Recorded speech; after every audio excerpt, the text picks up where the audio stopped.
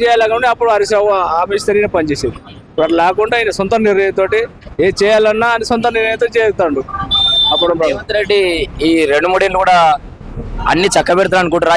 ఇచ్చిన హామీలను నెరవేర్చాలి అనుకుంటారా? అయితే ఇక అన్ని ఒక్కొక్కటి అయితే ఒకసారి ఇప్పుడు వాళ్ళు కూడా అప్పుడేమో వాళ్ళు కూడా చాలా హామీలు ఇచ్చారు.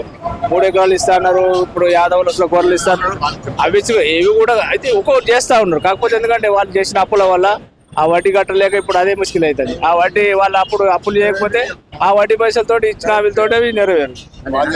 కేసీఆర్ అప్పు చేసిపోయింది అని జనాలు నమ్ముతారా? రేవంత్ రెడ్డి చెప్పింది జనాలు నమ్ముతారు తప్పకుండా. ఇప్పుడు అయితే వాళ్ళు మున్పు లేకుండా ఇప్పుడు అన్ని సోషల్ మీడియా ద్వారా మీ ద్వారానే అన్ని బయటపడబోతున్నాయి.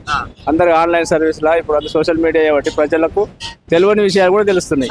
మరి ఇప్పుడు ఆయన అప్పు చేసిపోయిండు, ఈయన కొంచెం తిప్పలు అవుతుంది, జర ఎదురు చూద్దాం, వెనక ముందు ఇచ్చినా సరే అని జనాలు ఆలోచిస్తారా? లేకపోతే ఈ అంటారు? వస్తారు, ఆలోచిస్తారు. అనుభవంలో ఆలోచిస్తారు, తప్పకుండా వస్తుంది. ఒక్కొక్కటి అది అమలే ప్రయత్నం చేస్తారు వాళ్ళు. జనాల్లో కూడా ఓపిక ఉంది. ఓపిక లేకుండా ఇప్పుడు 10 సంవత్సరాలు వాళ్ళు చేసారు. 10 సంవత్సరాలు వాళ్ళు ఇచ్చిన 10 సంవత్సరాలు 2 టర్ములు అనేది దాకా కూడా అది మొదలు పెట్టింది చివరి వరకు కూడా రాలేదు. వస్తాయి 2 నెలలు వేయాలంటే 2 చేస్తారు. అంటే వీళ్ళకి ఇంకొక టర్మ్ కూడా ఇచ్చే అవకాశం ఉందా కాంగ్రెస్ కి? ఇస్తారు, తప్పకుండా ఇస్తారు. జనాలు తప్పకుండా ఇచ్చే అవకాశాలు ఉన్నాయి. ఇక్కడైతే కంపల్సరీ పున్నం ప్రోగ్రాం పాగేసిండు. సిద్దిపేటలో హరీశ్రావు ఎట్లనో ఈ ఉస్నాబాద్ లో పున్నం ప్రోగ్రాం అంటే ఇంకా ఇక్కడ నుంచి ఆయన కదలలేడు. పున్నం ప్రోగ్రాం కదలాడు ఖచ్చితంగా ఉంటాడు. కదలాడు అయిపోయింది. పాగేసిండంటే ఇంకా ఓటు ఆయన జీవితకాలం కూడా ఉస్నాబాద్ డెవలప్ అవుతా చాలా అద్భుతంగా డెవలప్ అయింది. అప్పటికిప్పుడు చాలా తేడా ఉంది. మస్తు సూపర్.